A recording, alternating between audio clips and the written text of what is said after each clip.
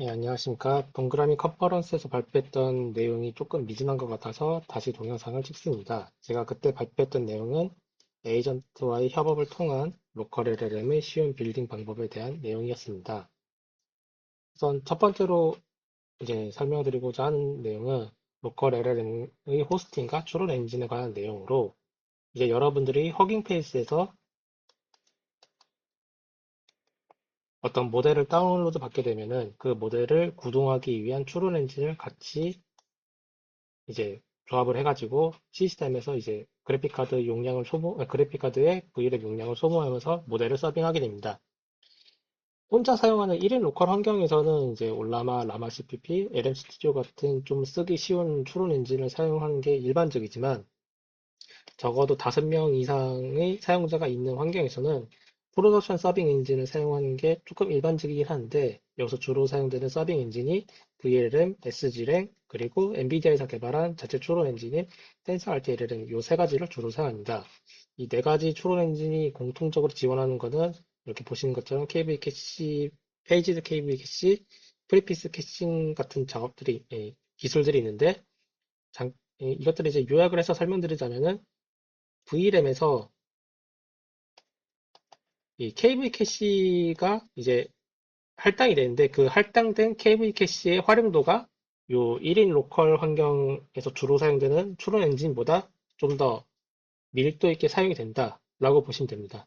대신에 이 프로덕션 서빙 엔진은 이제 크게 두 가지 어려움이 존재하는데 첫 번째로는 빌드의 어려움으로 요 추론 엔진들 같은 경우는 토치 버전, 쿠다, 그래픽카드 아키텍처를 버전에 따라 가지고 이 의존성을 갖게 되는데 쉽게 말해서 설치하기가 조금 어렵고 이게 한번 설치가 꼬이면은 우분투나 아니면 이 서빙 엔진 동작하는 OS 자체를 밀어버려야 되는 경우가 종종 발생하기 때문에 사람들이 이 프로덕션 서빙 엔진을 사용할 때는 대체로 도커 컨테이너로 샌드박스화해서 구현하는 게 일반적이긴 합니다. 그리고 그 다음으로 서빙의 어려움이 있는데 이 모델을 VLLM 같은 추론 엔진을 통해서 VLLM 같은 추론 엔진이 빌드가 성공한다고 해서 모델을 서빙하려고 했었을 때 아웃 오브 메모리라고 해가지고 컨텍스트나 뭐 동시성 이런 거 설정을 잘못하게 되면은 이 그래픽 카드 용량이 이 정도 있었을 때 요 메모리를 뛰어넘는 아웃 오브 메모리 현상이 발생을 해가지고 시스템이 뻗어버립니다. 문제는 이제 시스템이 뻗을 때 CPU가 뻗으면은 이제 블루 스크린이 뜨는데 그래픽 카드가 뻗을 때는 그냥 화면이 멎어버리는 상태로 쭉 유지가 되는 문제점이 있어가지고 이거는 좀 알아차리기 어려운 부분이 조금 있습니다. 그래서 이렇게 어려움이 하는 점이 있다라고 보시면 됩니다. 그래도 이제 프로덕션 서빙 엔진을 이제 이런 올라마나 라마시 PP 대신해서 사용한 이유는 이 GPU 메모리가 모델 웨이트가 있고 그 다음에 이제 오버헤드라고 해서 쿠다 그래프 쪽에 들어가는 메모리가 또 따로 있습니다. 그 다음에 이제 KV 캐시에 할당되는 메모리 요 세 가지가 GPU의 VRAM에 할당이 되는데 이 KV 캐시 쪽을 좀 정밀하게 산정하는 게 가능합니다. 그러니까 예를 들어 가지고 내가 KV 캐시에다가 5기가 메모리를 할당을 하겠다. 그러면은 이제 요 프로덕션 서빙 엔진 같은 경우는 대체로 칼같이 이 KV 캐시에다가 VRAM을 할당하는 게 가능하다라고 보시면 됩니다. 그래서 이제 메모리 예산이 좀 산정이 정밀해지니까 우리가 만약에 이제 서버를 구축을 하게 되면은 어느 서버에 어느 모델을 몇 명의 뭐 유저가 접속을 해서 어느 정도의 컨텍스트로 이제 배분을 할 것인가 이런 거를 산정하는 게 꽤 깔끔하게 진행이 된다라고 보시면 됩니다. 그래서 지금 제가 설계한 GitHub에 올려놓은 EasyVLLM 시뮬레이터 워크플로우는 크게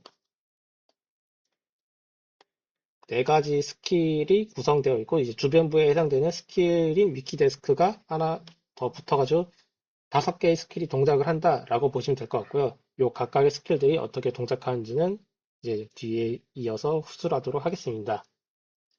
우선 이 제가 설계한 프로젝트를 처음 다운로드를 받고 그 코드 에이전트를 기동으로 해서 해당 프로젝트를 구동하게 되면은 제일 먼저 테라포밍 노드 스킬이 동작을 하게 됩니다. 요 스킬이 제일 요 스킬이 먼저 동작하는 게 프로젝트의 시작점이라 보시면 되는데, 이 스킬이 갖고 있는 기능은 이 뒤이어서 제공되는 3종의 런타임 스킬이 이제 올바르게 기능을 하기 위한 초기화 작업을 수행합니다. 앞에서 이제 VLLM 같은 경우는 그 시스템이 이제 ARM 프로세서이냐, 뭐 인텔 프로세서이냐, 아니면은 쿠다 버전이나 그래픽 카드는 어떤 종류의 그래픽 카드를 쓰느냐에 따라 가지고 이 빌드의 의존성이 발생을 하게 되는데, 그 빌드의 의존성을 확인을 하기 위해서는 현재의 시스템이 어떻게 구성이 되어 있는가를 이 프로젝트가 스캔을 할 필요성이 있습니다. 그래가지고 환경 기술서를 하나를 작성을 하게 되는데, 이 환경 기술서의 작성이 테라포밍 노드 스킬을 통해서 작성이 된다라고 보시면 됩니다. 그래서 요거 같은 경우는 여기 아래를 보시면은 이제 환경 기술서에 어떠어떠한 내용들이 작성이 된다라고 보시면 되는데, 뭐 CPU 아키텍처나 뭐 쿠다 버전, 그 GPU는 어떤 모델을 사용하는지 등이 기재가 됩니다. 그리고 이제 이 테라포밍 노드 스킬은 노드 블랙박스라는 거를 하나 또 설치를 하게 되는데, 요거 같은 경우는 아까 이제 VLM 같은 이제 프로덕션 추론 엔진 같은 경우는 이 GPU에 아웃 오브 메모리가 자주 뜬다고 말씀드리지 않았습니까? 이 아웃 오브 메모리를 미리 좀 감지를 해서 이제 컨테이너가 아웃 오브 메모리, 그러니까 KV 캐시의 VRAM이 갑자기 폭주하는 느낌이 난다. 그러면 미리 컨테이너를 호스트 시스템이 다운되지 않도록 컨테이너를 미리 좀 강제로 다운을 시켜야 되는 경우가 종종 발생을 하더라고요. 그러니까 이런 예방을 해주는 기능을 설치를 해야 되고, 그것을 구현한 게 노드 블랙박스라고 보시면 됩니다. 그래서 테라포밍 노드는 이제 환경 기술을 작성을 하고, 노드 블랙박스가 상시로 기능하는 스킬이라고 보시면 됩니다. 이 노드 블랙박스도 좀 크게 이제 세 가지로 나눠는데, 실시간으로 이제 VRAM이 얼마나 소비되고 있는지, 그리고 이제 VRAM이 그 아웃 오브 메모리, 그러니까 여분이 없어질 때까지 메모리가 다 차는 것 같으면은, 그때는 이제 컨테이너 다운을 하는 기능이 포함된 이 메모리 워치독이 하나가 포함이 되어 있고요.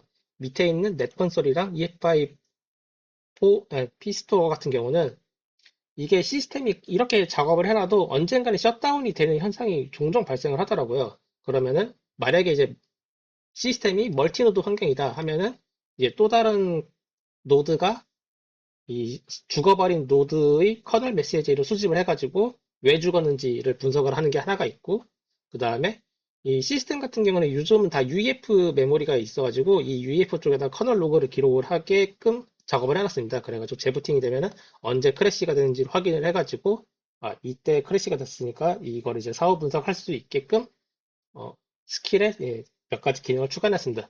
요거 같은 경우는 그 우분투 환경에 설치를 할 때는 수도 명령어로 일일이 좀 설치를 해야 되는 몇 가지 쉘 스크립트가 포함이 되어 있기 때문에 설치하는데 이제 사용자가 그 가이드라인에 맞춰가지고 작업을 해야 되긴 합니다. 이때는 이제 그 리퀘스트 문서가 발행이 돼가지고 이 리퀘스트 문서에 맞춰가지고 작업을 수행하면 되긴 합니다. 그 다음으로 테라포밍 노드가 만약에 이제 여러분이 뭐 DGX 스파크를 2대 이상 사용하는 멀티노드 환경이다. 그러면 이제 그때부터는 이 테라포밍 노드 스킬에 있는 환경 인터페이스랑 안전불변식에 해당되는 하네스가 동작을 해가지고 노드와 노드 간의 통신을 수행을 하게 됩니다. 그래서 여러분이 이제 이 프로젝트를 사용을 하게 되면은 메인 노드에 있는 코드 에이전트와 통신을 하게 되는 거고요. 이 메인 노드가 오케스트레이터 워커 패턴으로 메인 노드, 서브 노드끼리 서로 통신을 해가면서 어떤 모델을 뭐 분산 처리를 한다, 아니면은 메인 노드에서는 A 모델을 구동하고 B 모델에서는 아니 서브 노드에서 B 모델을 구동을 한다 했었을 때 독립적인 모델을 서빙하는 것과 같은 일련의 작업을 지시를 할 수 있게 작업을 해놨습니다. 그래서 메인 노드에서 서브 노드로는 이 SSH 통신으로 어, 사용자가 서브 노드에는 어떤 작업을 해 라고 이제 사용자 지시를 하면은 이 메인 노드가 그 작업 지시한 내용을 서브 노드에 전달하고, 서브 노드가 그 작업을 자율적으로 수행을 한 다음에는 이 수행된 결과가 문서 기반으로 반환되게끔 설계를 해놨습니다. 그리고 이거 두 개 간의 통신은 그 DGX 스파크 두 대를 제가 현재 사용을 하고 있어가지고 ROC 그 고속 인터커넥트로 사용을 하고 있고 이게 컨택트 7 그 케이블로 연결된 커넥트거든요. 요게 이제 그냥 일반 인터넷 회선보다는 훨씬 속도가 빨라가지고 요 회선에서 이제 데이터가 오고 간다라고 보시면 됩니다. 그리고 요 SSH를 통한 그 작업의 그 일련적인 그 왔다 갔다 하는 내용들은 이제 에이전트 투 에이전트 원리를 차용해가지고 이 서브 노드에 에이전트 카드가 설치가 되면서 메인 노드에서 서브 노드에 작업을 시킬 때 이 서브 노드에 있는 에이전트 카드를 보고 아 얘가 어느 작업까지 수행할 수 있겠구나. 그리고 이 작업을 수행할 때 몇 번의 턴이 소비가 될 것 같다라는 걸 예측을 해가지고 이 작업의 난이도나 그런 거를 작업의 난이도랑 작업을 수행할 수 있는지 없는지를 메인 노드에서 판단해가지고 서브 노드에 작업을 미임을 하게 됩니다. 그리고 안전불변식 계층의 하네스라고 설명을 드렸는데 요거 같은 경우는 그 메인 노드가 서브 노드한테 업무를 시킬 때 그 환경 규칙의 하네스면은 너는 이거는 하지 마.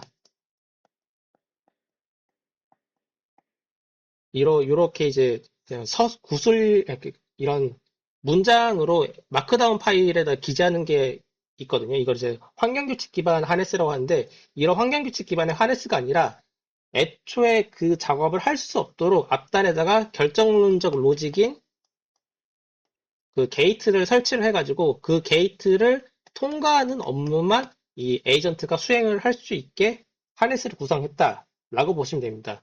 그래서 환경 인터페이스 계열의 하네스랑 안전불변식 계열의 하네스가 이런 행동규칙 기반의 하네스보다는 조금 더 그 구성하기가 까다롭지만은 더 에이전트가 목표에 맞춰가지고 작업을 수행을 할 수 있고 또 일관되게 작업을 수행할 수 있게끔 하는 이제 좀 더 상위 레벨의 하네스다라고 보시면 됩니다. 그래서 이 게이트를 통과하지 못하게 되면 당연히 이제 페일이 뜨면서 그 작업을 수행할 수 없도록 페일 클로즈 기반으로 동작을 한다라고 보시면 될 것 같습니다.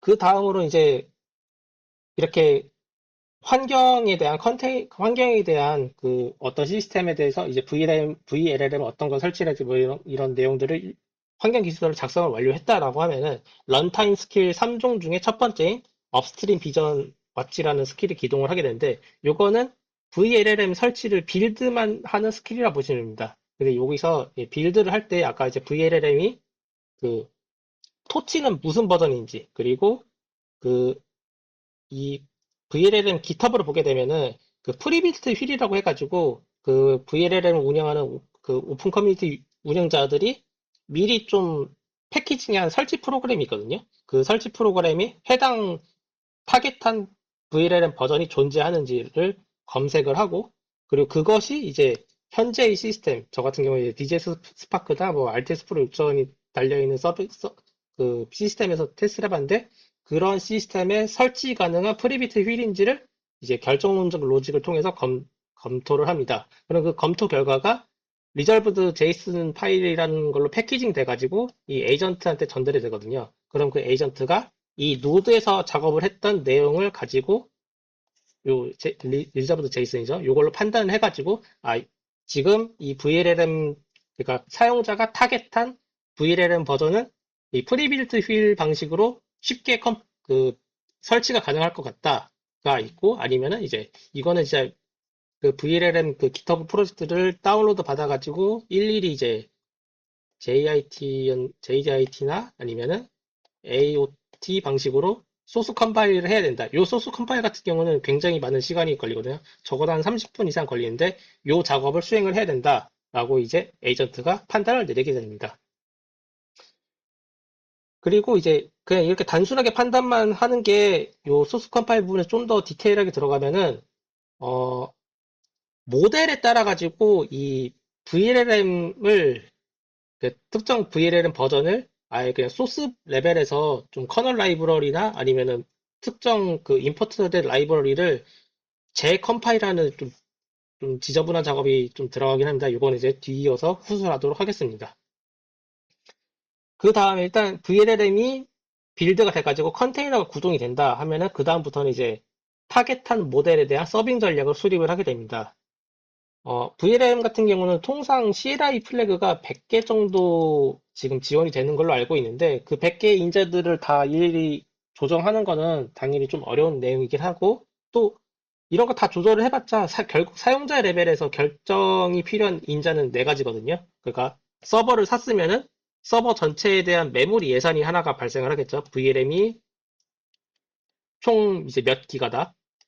이게 하나가 있을 텐데 여기에서 서빙하고자 하는 모델의 컨텍스트 윈도우 이거 뭐 1메가가 있을 거고 아니면 256K가 있을 거고 이렇게 몇 K로 해당 모델의 컨텍스트 상한선을 둬야 되고 그 다음에 서버에서 총 몇 명이 접속을 해서 이 모델을 동시에 사용할 수 있느냐 이건 이제 배치에 속하는 내용이죠. 그리고 이렇게 모델의 컨텍스트 위주랑 동시 접속사를 결정을 했으면은 이 모델이 얼마의 TPS로 동작을 할 수 있는가. TPS 또는 이제 동시 처리량 스루풋이라고 얘기를 하는데 요 네 가지 인자값을 결정을 해야 됩니다. 그래서 이 네 가지 인자값을 결정을 하기 위해서 이 익스플로러 스킬에는 이제 두 가지 이제 디자인 패턴을 적용했는데 하나는 이제 제너레이션 필터 패턴이랑 루프 언틸더 패턴을 적용했습니다. 제너레이션 필터 패턴 같은 경우는 이제 모델이 양자화가 될 수가 있고 KV 캐시가 양자화 될 수가 있거든요. 그리고 컨텍스트 사이즈를 얼마로 할지에 대한 인자값이랑 그리고 이 전체 시스템 구동을 할 때 어느 정도의 그 그래픽카드 용량을 이제 그래픽카드 활용률을 이제 정의할지 이 네 가지 인자값을 확인을 해가지고 이제 안전한 후보군 서빙 레시피 그러니까 요 네 가지 인자값을 바탕으로 요 계산식을 써가지고 후보군을 한 3개인가 5개 정도 뽑아냅니다. 그러니까 뭐 컨텍스트 윈도우는 몇 K다 아니면 메모리 활용률은 뭐 90%가 아니라 뭐 80% 이렇게 적용한다 이런 식으로 몇 가지 인자값을 조정을 해가지고 레시피를 한 3개인가 5개까지를 정하죠. 이렇게 정한 다음에 이 동시성 그러니까 몇 명이 동시에 접속할지는 이쪽 이 필터 패턴에서 적용 바로 이제 결정하는 거는 좀 무리가 있고 이거 같은 경우는 몇 명이 접속해서 사용할지 되게 좀 가변이 되는 경우가 많더라고요.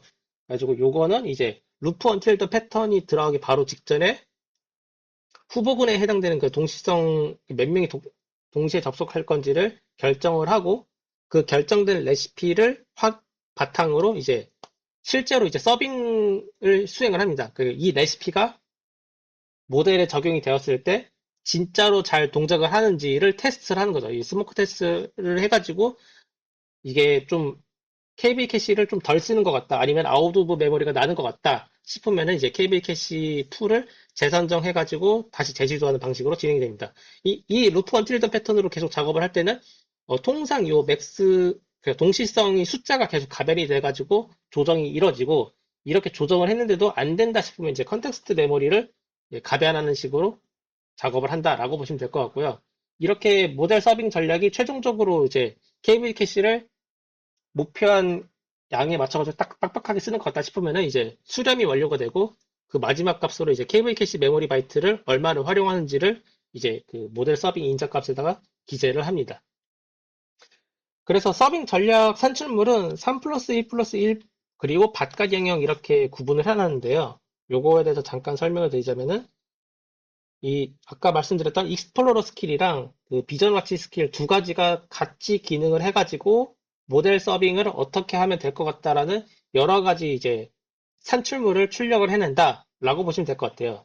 그래서 모델 트리플렛 같은 경우는 이 익스플로러 스킬이 주로 산출하는 산출물인데 그 VLLM을 서빙을 하게 되면 이제 아까 CLI 플래그가 한 100종이 넘어간다 말씀드리지 않았습니까? 그 CLI 플래그를 어떤 거 쓸 건지에 대한 인적감 모음을 이제 YML 문서를 하나 만들고요.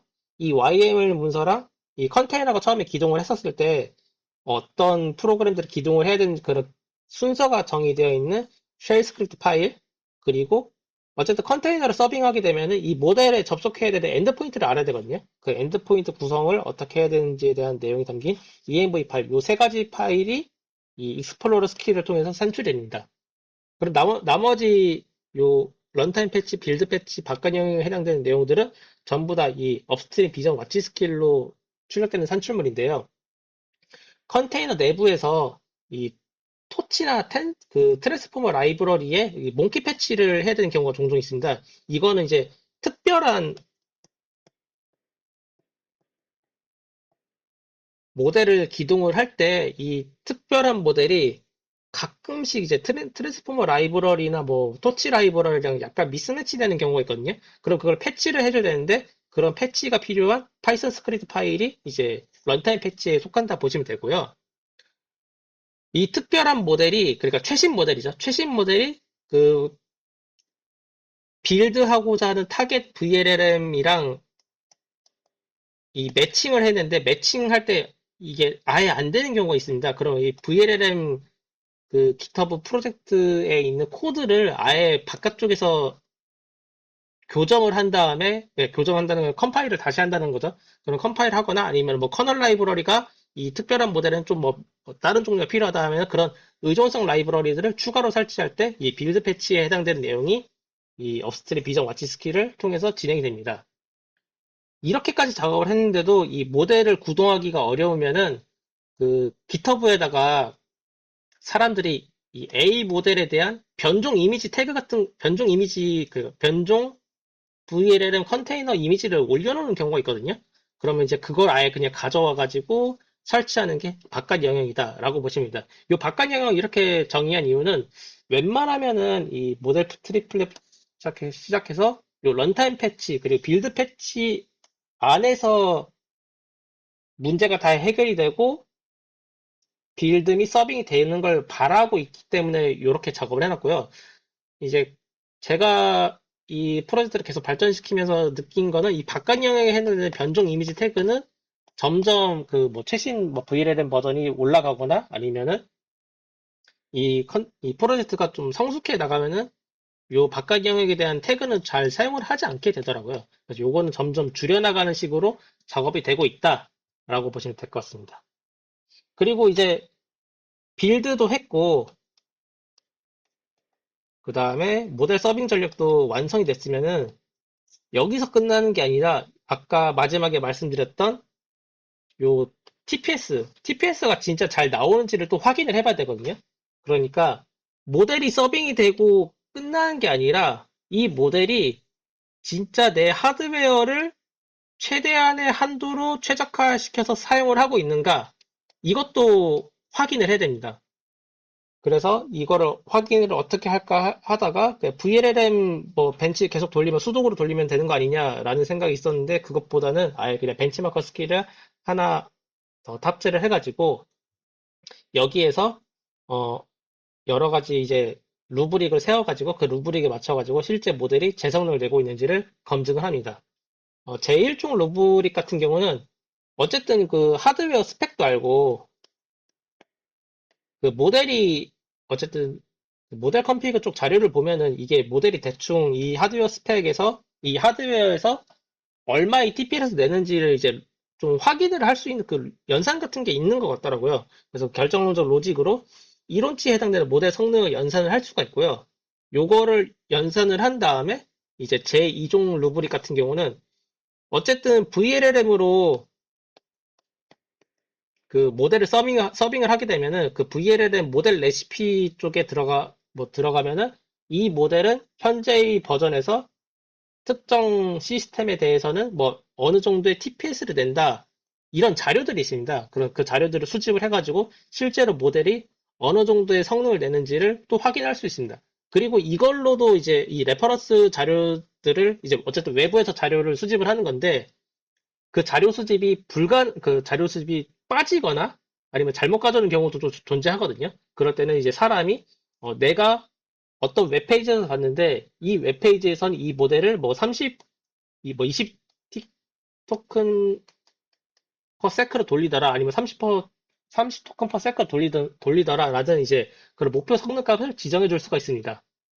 그럼 이 3중의 루브릭 가지고 실제로 모델이 서빙이 되는지 벤치마크를 수행을 해가지고 그 벤치마크 결과랑 루브릭 따지고 보면 이제 성능 지표를 비교를 해가지고 에이전트가 저지를 내려서 아 지금 현재 모델은 제 성능을 내고 있다 하면 이제 패스가 되면서 인증서가 발행이 되고 현재 서빙되고 있는 모델이 이제 제 성능을 내지 못한 것 같다. 그러면 다시 모델 재서빙을 하는 이제 업스트림 스킬이랑 그 비전 지 스킬이 다시 기능을 해가지고 모델 서빙 전략을 재수립을 하게 된다. 그래서 요 전체의 루프를 몇 번 돌게 되다가 아 이거 다 했는데도 계속 안 되게 되면 이제 시행착오 보고서 발행하면서 그때부터 이제 HITL이 휴먼 인더 루프죠. 휴먼 인더 루프를 돌면서 이 뭐 TPS를 재조정을 하는지 아니면 뭐 다른 외부 자료를 더 가져와 가지고 그 빌드 전략을 재수립하는지 등을 작업을 하게 됩니다. 그리고 요 벤치마커 스킬 같은 경우는 이제 셀프 이네스먼트 바이어스를 막는 장치를 좀 넣어놨는데요. 이거는 왜 넣어놨냐면은 이 벤치마커 스킬은 서브 에이전트를 따로 이제 활성화시켜서 동작을 하는 게 아니라 그냥 메인 에이전트가 그 컨텍스트가 차 있는 상태에서 바로 기능을 하게끔 설계를 해놨습니다. 그러니까 서브 에이전트로 이렇게 이 벤치마커 스킬을 따로 분리를 해가지고 어쨌든 이게 밸리데이터에 속하는 거니까 밸리데이터가 그 플래너랑 빌더가 했던 내용을 알면 안 되긴 하거든요. 근데 그 서버 에이전트 나눠놔가지고 나눠놓고 뭐 다이나믹 워크플로우나 뭐 이렇게 돌리는 작업을 만들어 놓는 것 자체가 이 프로젝트가 더 무거워진다라고 판단을 해가지고 그 내용을 뺐고 그러면 서버 에이전트 없이 이제 이 밸리데이터가 도는 거니까 그것을 막기 위해서는 아예 그냥 셀프 이네스먼트 바이어스에 해당되는 뭐 레퍼런스를 가져왔을 때 이 레퍼런스가 진짜 잘 가져왔는지에 대한 그 수집 결과를 이제 아까 말씀드렸던 하네스 안전불변식의 로직을 바탕으로 확인을 하고 이 젖지에 대해서도 그 안전불변식을 바탕으로 판단한 결과물이 진짜 그 판단이 맞는지를 증거 기반으로 확인을 하게끔 작업을 해놨습니다. 그렇게 작업을 해놨다라고 보시면 될 것 같습니다. 예.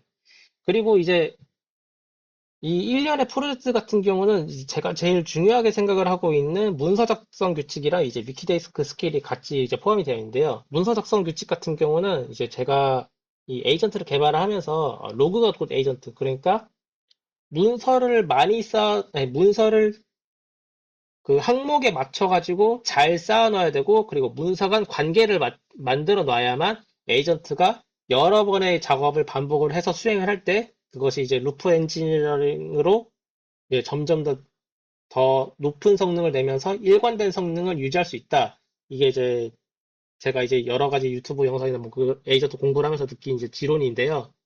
제일 먼저 한 게 그 프로젝트를 설치를 하게 되면은 그 DOCS 폴더 안에 이렇게 보시는 것처럼 플랜, 데브로그, 테스트로그, 심로그, 벤치마크, 리포트 같이 항목별로 구분된 이제 세부 폴더가 또 있고 그 세부 폴더에 어떤 문서가 적재가 되어야 되는지에 대한 예제에 해당되는 이그젠플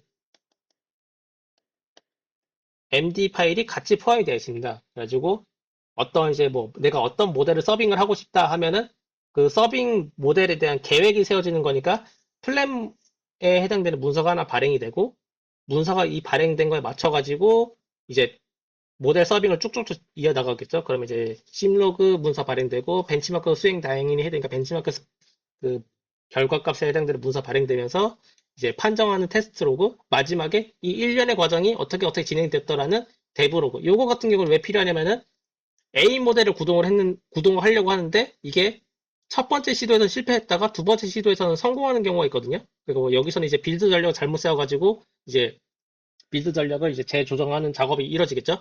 그런 작업에 대한 서사가 기록이 되는 데브로그 문서까지 발행이 됩니다. 그럼 이제 이 플랜부터 데브로그까지 해당되는 하나의 이제 문서 간의 관계가 만들어지는 이 증거 사슬에 해당되는 이것이 이제 포함이 되겠죠.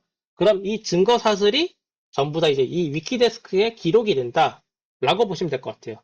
그리고 일단 문서는 기본적으로 발행 시간 정보를 포함을 시켜가지고 제목에 발행이 되게끔 하기 때문에 시간축과 공간축, 공간축으로 이제 문서들이 관계를 맺는 거를 이제 구성을 해놨다라고 보시면 될 것 같습니다. 그리고 이제 이 구성된 위키데스크 같은 경우는 따지고 보면 이제 LLM 위키는 도서관이라고 저는 생각을 하고 있거든요. 그 도서관 앞에 사설을 둬가지고 다음 작업을 수행할 때 지금 이제 A 모델을 돌렸으면 이제 A 다시 모델이 있을 거고 B 모델도 있지 않겠습니까? 그럼 A 다시 모델이나 B 모델을 구동한다 쳤을 때는 그 모델에 해당되는 뭔가 참조할 만한 자료들이 있으면은 그 참조할 만한 자료들을 따지면 문서죠. 문서를 반출하는데 그 문서들이 데브로그, 테스트로그, 플랜, 심로그, 시드 순으로 반출되게끔 설계를 해놨다라고 보시면 될 것 같습니다. 그래서 이 위키데스크가 동작을 하면서 이 3종의 런타임 스킬이 이제 작업을 하다가 뭐 지금 이 모델에서는 어떤 문서가 필요할 것 같다 하면은 이제 위키데스크에 요청을 해가지고 해당 문서를 반출받아가지고 그 문서를 컨텍스트로 삼아가지고 이제 더 나은 빌드 전략을 수립할 수 있게끔 작업을 해놨습니다. 그리고 어쨌든 이제 프로젝트에는 이제 클로드 클로드 코드 에이전트가 기본적으로 동작을 하게끔 설계를 해놨거든요. 그럼 이게 당연히 이제 클로드.md랑 그 다음에 점, 아이고, 점 클로드라는 폴더가 만들어지면서 이 점 클로드 안에 뭐 워크플로우 MD도 있고 닥 퍼블리싱 MD도 있고 여러 가지 그 마크다운 파일들이 있지 않습니까? 그걸 이제 다 통칭을 해서 헌법이라 표현하는데 이 헌법은 위키데스크에는 들어가지 않고요. 그냥 요것의 관리 주체는 아예 그냥 사람으로 기재를 해놨습니다. 그러니까 이게 A 모델 돌렸다, B 모델 돌렸다, C 모델 돌렸다 이렇게 계속 반복을 하게 되면은 이 반복되면서 내가 이런 아웃라이어에 해당되는 그런 상황들이 여러 번 발생을 하게 돼요. 뭐 빌드를 했는데 갑자기 시스템이 뻗는 경우도 있고, 그 다음에 내가 이제 어쨌든 이제 이게 코드 에이전트에다 규칙을 제정을 하지 않습니까? 근데 그 규칙에서 약간 미진한 부분이 발생을 할 수가 있고, 아니면 이제 클로드 코드의 모델이 발전하게 되면은 모델 발전하면 이제 뭐 하네스 무용론에 맞춰가지고 그 헌법에 대한 그 하네스를 뭐 대폭 이제 감소시킨다던가 아니면 새로 작성을 해야 되는 경우가 있거든요. 그런 작업들은 이제 요 사람이 계속 요 전체의 루프 엔지니어링에 참여하는 참여형으로 루프 엔지니어링을 돌려야만 이 프로젝트가 계속 목표하는 모델을 제대로 서빙하는 업무를 수행할 수 있다라고 판단하고 있습니다.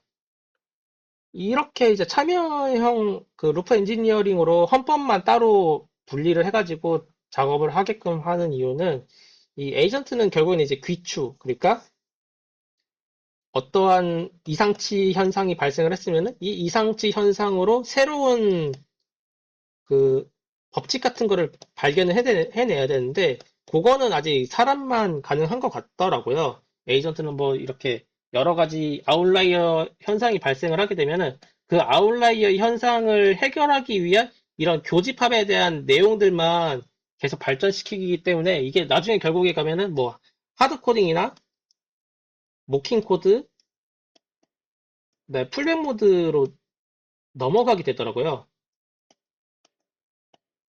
이거 같은 경우는 이제 따지고 보면은 그냥 이 특별한 교집합을 맞추기 위한 어거지로 맞추기 위한 그 누덕 누더기성 코드가 된다라고 보시면 되는데 그런 거를 막기 위해서는 헌법에 계속 이제 사람이 참여를 하면서 어떤 작업이 이제 진행이 되다가 아웃라이어 현상이 발생을 하게 되면 그것에 대해서 내가 어떻게 대처를 해가지고 이 헌법에 어떤 문장을 기술해야 될 것 같다라는 판단을 계속 이제 의사결정을 심어줘야만 이 프로젝트가 잘 동작을 하게 된다. 그러니까 결국에 코드 에이전트가 잘 동작을 하기 위해서는 이런 참여형 루프 엔지니어링이 필요하다라고 생각을 해서 이렇게 이제 마지막 세션을 이렇게 구성을 해놨습니다. 요거는 가장 마지막에 설명을 하도록 할게요. 그래서 이 제가 설계한 이지 VLM 시뮬레이터 워크플로우 같은 경우는 다시 바라보게 된다면은 클로드.md 그러니까 헌법에 관해서는 이 위키데스크랑 완전히 분리된 상태로 동작을 하고요. 그 다음에 테라포밍 노드랑 업스트림, 그 다음에 뭐 익스플로러랑 벤치마커 스킬은 각각 이제 뭐 모든 스킬이 다 하네스 그래프 루프의 성격을 갖고 있긴 하지만은 좀 더 그 성격이 크게 발현되는 순으로 나눠놨거든요. 그래서 테라포밍 노드 같은 경우는 이제 하네스적 성격이 강한 스킬이라 보시면 될 것 같고요.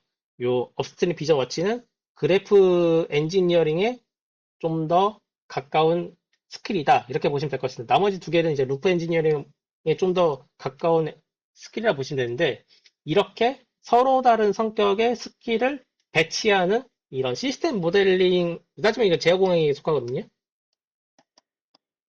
제어공학에 해당되는 그 방법론으로 문제를 해결했다라고 보시면 될 것 같습니다. 그리고 요 세션 같은 거 이제 부록 세션에 해당되는데, 제가 이렇게 여러 가지 모델을 한 지금까지 적어도 한 20, 30종?